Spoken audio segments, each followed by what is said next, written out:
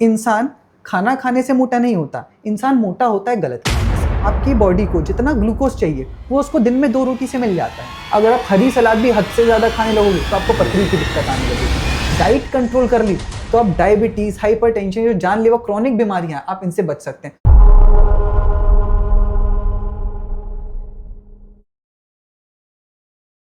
नमस्कार दोस्तों, मेरा नाम अभिषेक है और मैं फाउंडर हूँ मेकमाईडाइटप्लान.com का। और आज हम इस पॉडकास्ट में मिल रहे हैं डॉक्टर अचिंत जैन से, जो कि भोपाल में जेके हॉस्पिटल में एज पोस्टेड है एमबीबीएस डॉक्टर। आज हम बात करेंगे अबाउट द डाइट। जो लोग कॉर्पोरेट जॉब्स में जो 9 to 5 जॉब करते हैं या फिर जिनका बैठे बैठे का जॉब है और जो फिजिकल एक्टिविटी जिनकी कम है, तो उनकी डाइट, कैसी डाइट उनकी होनी चाहिए, तो वो रिलेटेड हम बातें आज सर से करने वाले हैं। तो वेलकम सर, अचिंत सर, कैसे हैं आप? Thank you so much Abhishek ji, मैं बहुत अच्छा हूँ। तो अभी जो आपने एक क्वेश्चन पूछा कि कैसी डाइट होनी चाहिए कॉर्पोरेट वर्कर्स की, तो जैसे कि हम जानते हैं इंडिया में जो मैक्सिमम यूथ है, पॉपुलेशन है, वो अभी कॉर्पोरेट वर्क पर है ना। अब कॉर्पोरेट वर्क में होता क्या है, जो लाइफस्टाइल होती है ना, सेडेंटरी लाइफस्टाइल होती है, कोई एक्सर्शन नहीं होता, सिर्फ बैठे बैठे काम करना होता है। अब इसके कारण हो क्या रहा है कि जो क्रॉनिक बीमारियाँ हैं like diabetes, blood pressure, hypertension, है ना, ये बढ़ रही हैं। अब इसका रीज़न क्या है? सबसे जो मेन रीज़न है वो है एक तो सेडेंटरी लाइफस्टाइल की, बैठे बैठे काम करना, है ना, लैक ऑफ एक्सरसाइज, और दूसरा डाइट, जिसमें मैं मेजर रोल दूंगा डाइट को, है ना। इंसान खाना खाने से मोटा नहीं होता, इंसान मोटा होता है गलत खाने से, है ना। तो अब ये गलत क्या है? अब गलत क्या है मैं आपको बताता हूँ। जैसे आपकी सेडेंटरी लाइफस्टाइल है तो आपकी बॉडी को जितना ग्लूकोज चाहिए वो उसको दिन में 2 रोटी से मिल जाता है।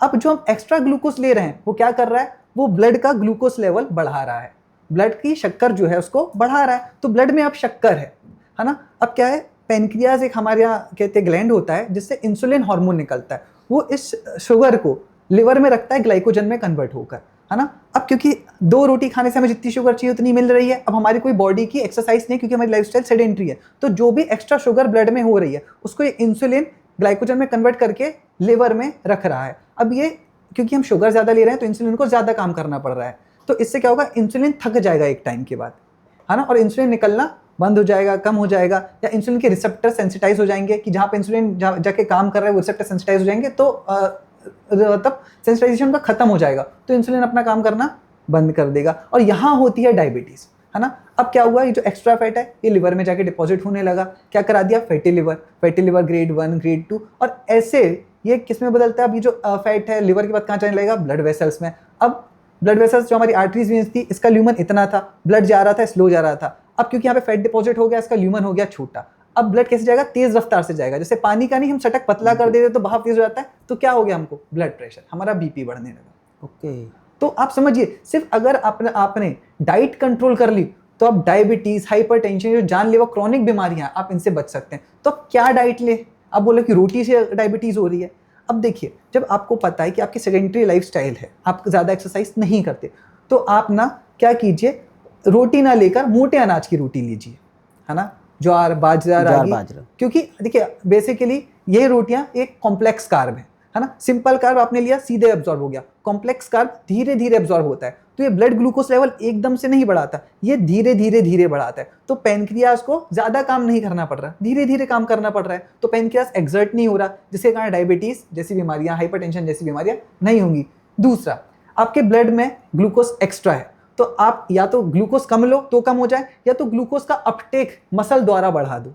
तो अगर आप डेली वेट लिफ्टिंग वाला जिम करते हैं तो आपकी मसल की ग्लूकोज रिक्वायरमेंट बढ़ेगी, तो ब्लड से वो ग्लूकोज कहाँ जाएगा, मसल में जाएगा, तो ब्लड ग्लूकोज लेवल क्या हो जाएगा, कम। तो ऐसे आप डायबिटीज से बच सकते हो। तो एक पहला, आप ज़्यादा खाना खाने से इंसान मोटा नहीं होता, गलत खाना खाने से मोटा होता है। तो क्या खाना चाहिए? आप अगर 4 रोटी और 1 कटोरी दाल पीते हो तो आप 2 रोटी और 4 कटोरी दाल कर दो।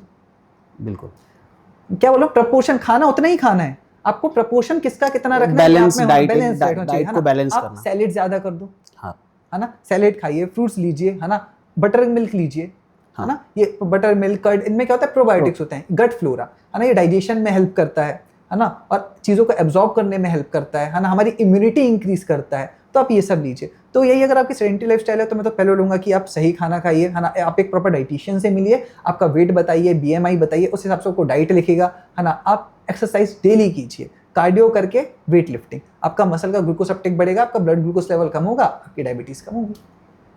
बढ़िया सर। एक सवाल और था मेरा कि जो BMR या BMI के हिसाब से जो डाइट निकलती है, तो जैसे कोई जैसे बंदा फंसा हुआ है जॉब में, वो डाइटिशियन के पास नहीं जा पा रहा है मिलने, और वो चाहता है कि यदि वो किसी ऑनलाइन प्लेटफॉर्म के थ्रू या कहीं से भी वो चाहता है तो अपना चैट जीपीटी में जाके खुद का BMI कैलकुलेट करता है और एक डाइट प्लान बना लेता है, तो इज इट गुड और इज इट बैड? देखिए, अगर आप मुझसे पूछोगे एज अ डॉक्टर, मैं आपको कभी सलाह नहीं दूंगा कि चैट जीपीटी जो बोल रहा है आप वो कीजिए, गूगल जो बोल रहा है वो कीजिए, क्योंकि जैसे अगर आप एक्सरे भी निकलवाते हैं तो एक्सरे के नीचे आप देखिएगा एक लाइन हमेशा लिखी होती है, को रिलेट क्लिनिकली। हमने तो ये एक्सरे दे दिया है, पर प्लीज आप इसे क्लिनिकली, पेशेंट की हालत कैसी है उससे को रिलेट कीजिए। भले एक्सरे में कुछ नहीं आया पर इसको खांसी हो रही है, तो हो सकता है हमारा एक्सरे गलत। आप समझ रहे हैं?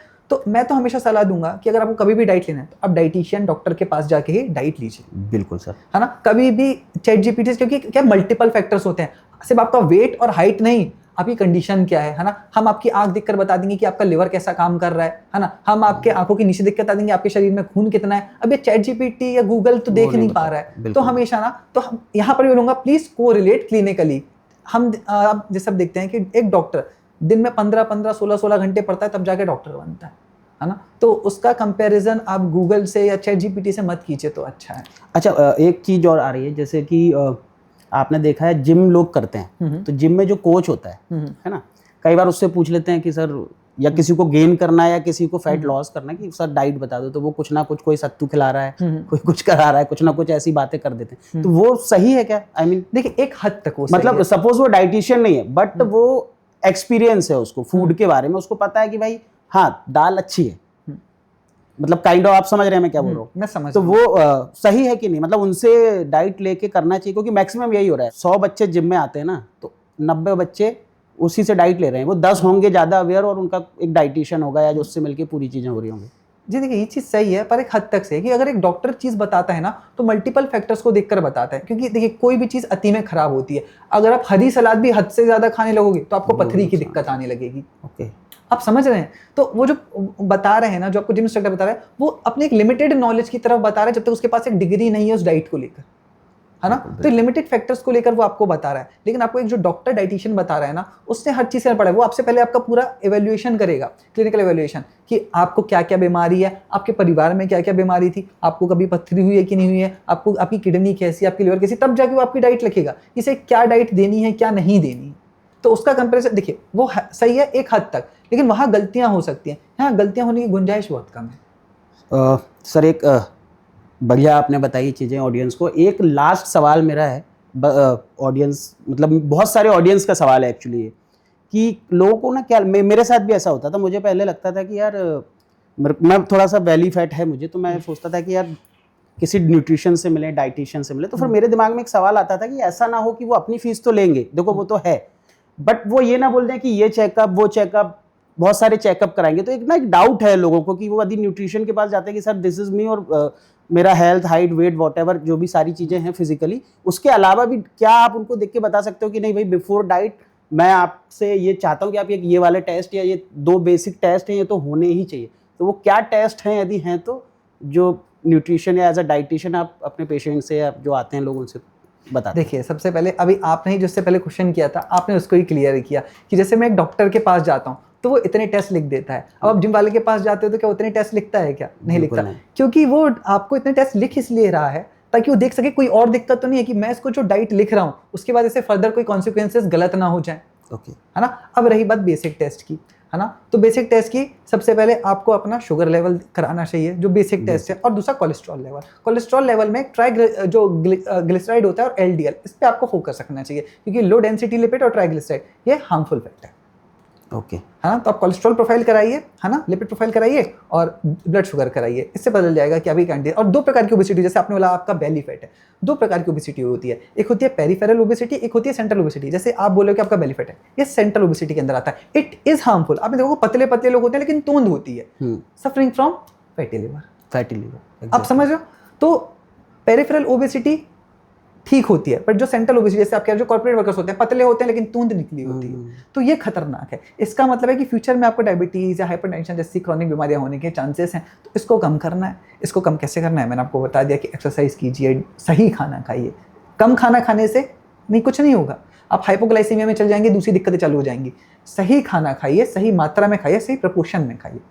सो दोस्तों, जैसे कि डॉक्टर सर ने बताया कि फूड ही आपकी मेडिसिन है, और यदि आप फूड को ही सही तरीके से लेते हैं, अपने खाने को सही तरीके से लेते हैं, सही जानकारी के साथ, तो आप भी स्वस्थ बन सकते हैं और फिट रह सकते हैं। सो दोस्तों, आज का पॉडकास्ट यहीं समाप्त करते हैं। Thank you sir, thank you आपका समय देने के लिए। Thank you so much.